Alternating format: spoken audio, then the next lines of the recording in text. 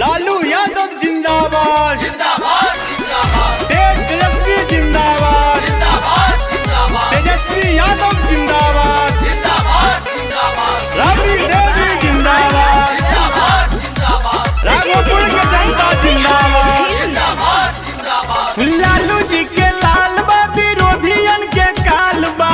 धैले बाते जे रफ्तार बीस में फिक्स हो बारे लालू जी के लाल बा विरोधियन के काल बा धैले बाते जे रफ्तार बीस में फिक्स हो बारे अब की तेजस्वी सरकार बीस में फिक्स हो बारे अब की तेजस्वी सरकार बीस में फिक्स हो बारे लालू यादव जिंदाबाद तेजस्वी जिंदाबाद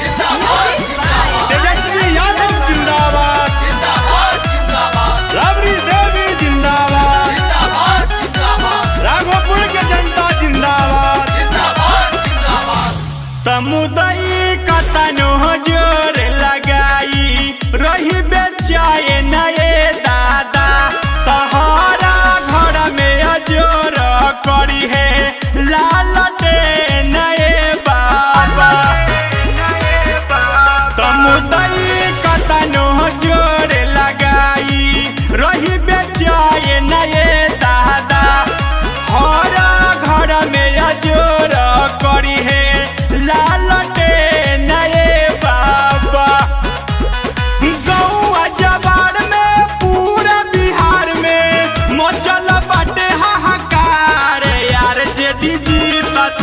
बारे बनी है तेजस्वी सरकार यार जेडी जीतत बारे बनी है तेजस्वी सरकार यार जेडी जीतत बारे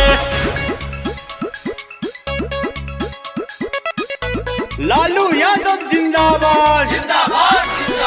तेजस्वी जिंदाबाद तेजस्वी यादव जिंदाबाद राबड़ी देवी जिंदाबाद राघोपुर के जनता जिंदाबाद तब बबुआ कहे तेजस्वी सबसे हाथ जोड़े भैया राघोपुर से सीएम बनैहा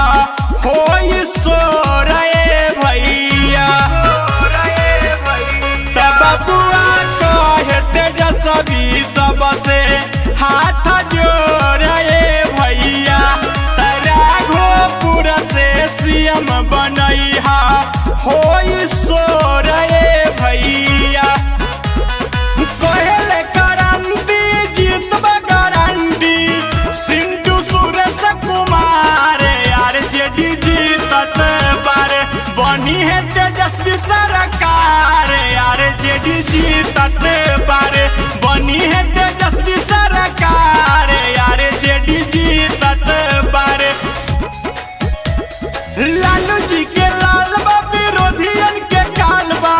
धैले बाटे जे रफ्तार बीस में फिक्स हो बारे अब की तेजस्वी सरकार बीस में फिक्स हो बारे अब की तेजस्वी सरकार बीस में